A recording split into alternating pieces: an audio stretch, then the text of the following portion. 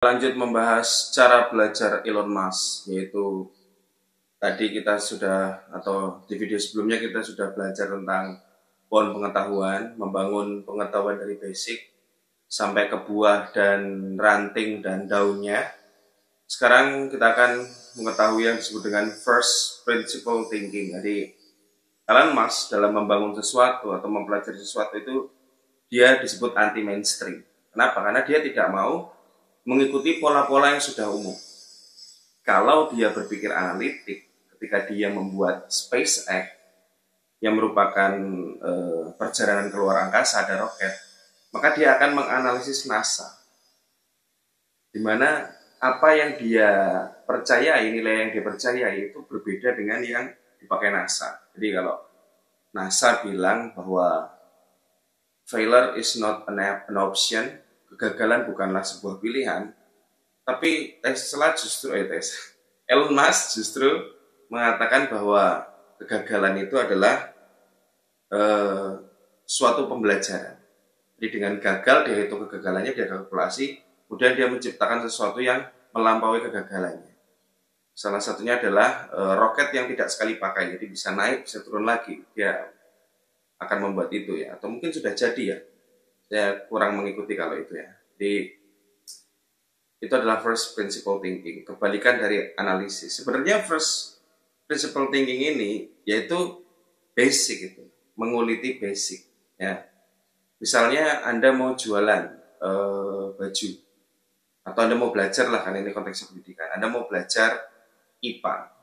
IPA itu kan doktrinya kan ya sistem, ya pengetahuannya berupa sesuatu yang sistemik dan ada hafalannya juga. Jadi untuk belajar IPA berarti basic bahasa Anda harus bagus tuh.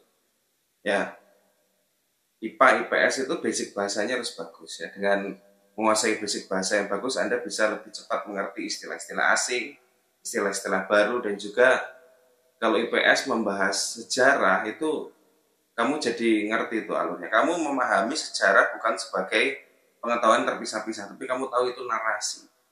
Ya, sejarah itu narasi. Oh, narasi itu ada di bahasa, maka kamu perkuat linguistik kamu, sehingga kamu melakukan literasi atau membaca. Ya, dengan terbiasa membaca, mengerti narasi dan memahami narasi-narasi yang ada di sekitar, kemampuanmu memahami sejarah IPS maupun IPA, sistemnya ataupun istilah-istilah dalam IPA itu akan menjadi lebih baik. Misalnya, kamu belajar tentang IPA ya, misalnya kamu belajar tentang sel ya. Kamu karena linguistikmu sudah bagus, tahu kamu sel adalah bagian terkecil dari makhluk hidup. Ya. Di dalam sel terhadap inti sel namanya nukleus. Karena kemampuan linguistikmu bagus, kamu akan langsung ngerti nukleus. Atau mungkin hal-hal yang umum lah ya, pembelajaran umum. Misalnya kemampuan linguistik yang baik, misalnya dari bidang bahasa Indonesia atau Inggris misalnya, ambulans misalnya. Ya, kamu tahu bahwa ambulans itu ya mobil yang berjalan-jalan dari suatu rumah sakit dan kemudian mengambil orang yang sakit untuk dibawa ke rumah sakit atau menghantarkan. Tapi kalau kamu punya pengetahuan linguistik lebih, misalnya kamu ngerti bahasa Latin, kamu tahu ambulans itu dari kata ambulansio, artinya yang berjalan. Jadi bagian rumah sakit yang berjalan-jalan itu ya ambulan. Jadi kemampuan kita menyerap literasi itu akan meningkatkan kemampuan kita dalam belajar IPA maupun IPS. Nah itu first principle thinking ya. Jadi kamu mengetahui karakteristik IPA dan IPS, kemudian kamu menggunakan basicnya untuk menguasainya. Sama seperti misalnya ini ya, Gojek kalau di Indonesia ya, Gojek. Jadi orang itu kalau mau perjalanan apa sih yang dia butuhkan? Yang dibutuhkan cepat. Ya, yang dia butuhkan bisa diakses di mana-mana. Yang dia butuhkan dia bisa mengakses ke orangnya langsung yang memiliki kendaraan. Ya. Jadi personal. Jadi terciptalah Gojek. Maka motornya tidak harus motor perusahaan Gojek, motornya mitra. Kemudian yang bawa ya perseorangan. Kemudian orangnya bisa dihubungi lewat aplikasi Gojek. Makanya Gojek itu nggak pernah ngomongin tentang produknya di iklannya, nyamanan atau apa enggak, cuma buru-buru Gojekin aja. Jadi dia udah menyasar ke ranah yang paling basic dari kebutuhan transportasi. Dia nggak lagi ngomongin motornya harus merek apa atau standar tipe mobilnya harus apa, Gokar misalnya. Enggak, tapi dia menyasar hal yang paling basic dibutuhkan oleh pengguna transportasi. Begitu juga kita belajar, kita harus ngerti yang paling basic dulu. Kembali lagi ke pohon pengetahuan tadi, basic dari apa yang mau kita pelajari. Misalnya matematika, basicnya kali bagi tambah kurang. Ya itu dulu yang kita uplak-uplak sampai jago ya, baru ke yang lain. Makanya di Indonesia itu, ini bukan iklan, ada Kumon. Dengan Kumon, itu anak-anak bisa belajar basic dengan jauh lebih baik ya, sehingga penguasaan selanjutnya jadi lebih mudah. First principle thinking ini menuntut kita untuk menggali lebih dalam basic dari apa yang mau kita lakukan atau kita pelajari. Bukan dengan analisis macam-macam, pokoknya basic, back to basic. Di saat semua orang sekarang sukanya memfusion-fusionkan sesuatu, justru basic inilah yang membuat kita bisa menjadi seorang generalis. Kita ngerti dasar-dasar sesuatu itu berfungsi itu apa. Ya. Misalnya matematika, kita sudah menguasai kali bagi tambah kurang. Maka itu akan memudahkan kita belajar fisika, kimia, yang juga sifatnya menghitung. Nah, dari fisika kita, jadi sebenarnya ini matematika, cuma kalau fisika itu ada aturan tertentu yang lebih lagi, ya misalnya. Atau kimia ini sebenarnya matematika loh, tapi berkaitan dengan interaksi antar zat.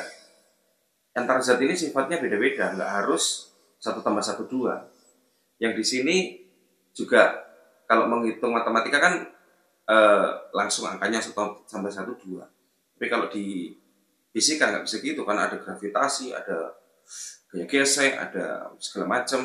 Ya. Kalau di kimia ada juga yang namanya perbedaan susunan atom, cara atom berikatan, aturan oktav, aturan segala macam. Jadi sebenarnya matematika hanya berjalan dengan cara yang berbeda. Dengan cara seperti itu kita bisa menguasai banyak hal dalam satu waktu. Misalnya lagi kalau kita lihat first principle thinking ini digunakan kalau di Indonesia itu di Airy Room dan Red Doors ya. Jadi jika pendiri Airy Room atau Red Doors itu menganalisis hotel, membuat tempat singgah, maka dia nggak akan beda dengan hotel-hotel yang lain. Dia akan berkutat pada gedung yang bagus, pelayanan yang ramah, banyak pegawainya. Nanti akan menjadi hotel versi lain lagi, malah nggak ada bedanya sama hotel-hotel yang ada. Tapi dengan Red Doors dan Airy Room, dia ngerti bahwa kebutuhan orang untuk menginap itu hanya ada kamarnya, ada ruangan private-nya, kemudian ruangannya bersih dan nyaman, kemudian sekarang ada internetnya, telu itu cukup. Apakah bentuknya harus hotel? Nggak harus. Ternyata rumah, kos-kosan, ataupun hanya sekedar ruko bisa. Yang penting orang bisa tidur, tempatnya nyaman, dan kemudian memenuhi kebutuhan dia dalam perjalanan. Dia nggak harus di tempat yang ada barnya, langsung ada restonya, pagi turun sarapan. Dia bisa nyari di tempat lain. Hotel itu hanya untuk tidur. Melihat dari basic ini, dia mampu first principle thinking-nya mengenali kebutuhan ini, maka terciptalah Red Doors dan Airy Room, kalau di luar negeri Airbnb. Ya. Jadi orang-orang ini termasuk seperti Elon Musk, first principle thinking, memikirkan basicnya bagaimana dan bisa diaplikasikan di banyak hal. Apakah kita selama belajar sudah seperti itu, mengedepankan first principle thinking dengan menguasai basic-basic yang memang harus kita kuasai, atau kita sibuk membela diri, mengatakan saya kan nggak pintar matematika, saya kan nggak pintar IPA, saya kan nggak pintar IPS, tanpa kita mau gali dulu basicnya. Apakah kita tipe yang mudah menyerah, ataukah kita tipe penakluk yang menjadi generalis dengan menguasai basic-basic yang dibutuhkan. Terima kasih.